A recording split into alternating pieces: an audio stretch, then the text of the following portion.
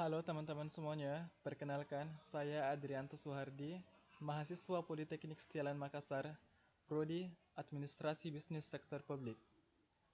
Pada kesempatan kali ini, saya akan memaparkan sedikit ilmu yang saya dapatkan ketika saya mengikuti kuliah tamu beberapa waktu yang lalu. Nah, tema yang diangkat oleh pemateri adalah proses teknokratis dan politis peraturan daerah.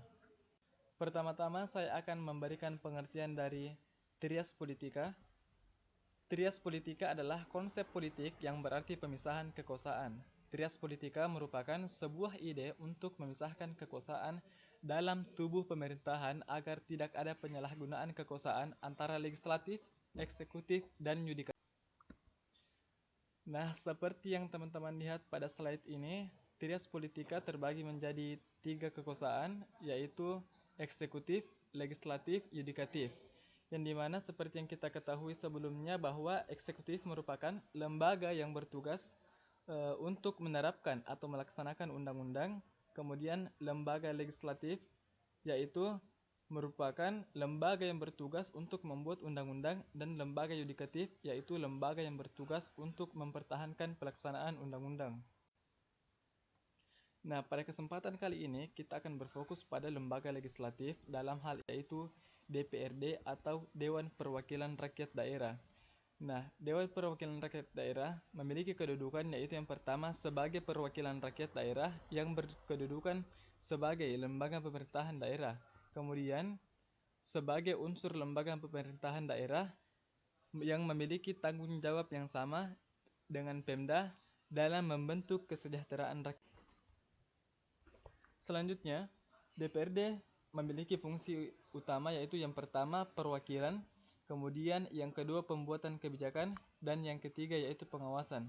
Selain dari 3 fungsi tersebut, DPRD juga berfungsi sebagai legislasi, yang dimana legislasi diwujudkan dalam membentuk perda bersama dengan kepala daerah.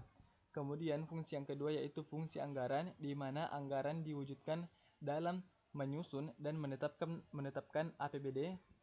Kemudian yang fungsi ketiga yaitu fungsi pengawasan, di mana pengawasan diwujudkan dalam bentuk pengawasan terhadap pelaksanaan undang-undang, perda, keputusan kepala daerah, dan kebijakan yang ditetapkan oleh Pemda. Perda merupakan instrumen aturan yang secara sah diberikan kepada pemerintah daerah dalam menyelenggarakan pemerintahan di daerah.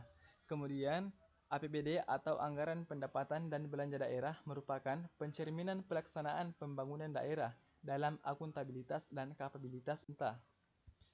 Nah, dalam penyusunan peraturan daerah perlu dipersiapkan hal-hal sebagai berikut, yaitu yang pertama, analisa data tentang persoalan sosial yang akan diatur. Yang kedua, kemampuan teknis perundang-undangan.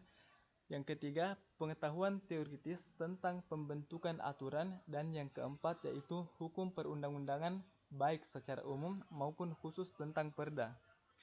Nah, selanjutnya kita akan membahas prosedur penyusunan APBD.